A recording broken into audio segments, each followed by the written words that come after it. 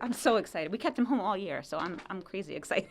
Stacy Finkelstein's 12-year-old Jacob got his first dose of Pfizer vaccine after waiting in a long line jammed with kids at Valley Health Plaza.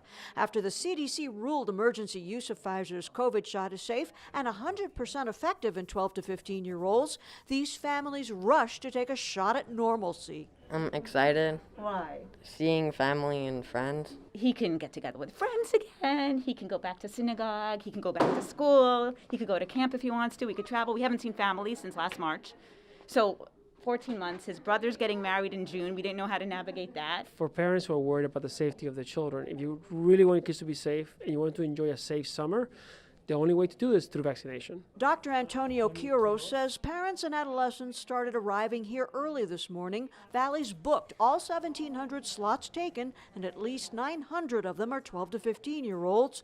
But walk-ups can still get a shot. Nobody's getting turned away. The flow has been incredible. We have actually been seeing a steady stream of walk-in patients as well, usually about 24 an hour, that just heard about it and are coming in, and we're just bringing them in. More vaccines into the arms, the better chance we're going to beat this thing. The CDC ruling made 17 million more young Americans eligible for COVID shots, 500,000 in New Jersey, though just for the Pfizer vaccine at this point.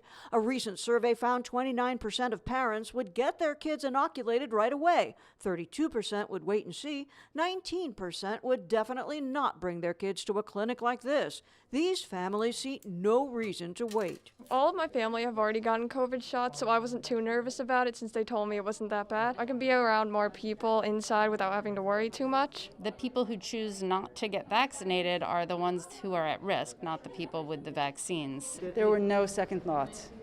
My sister's a doctor, and she said, let's do it, and we did it. My whole family is vaccinated. And for people to say, I don't want to get the vaccine, you're just holding everybody else back.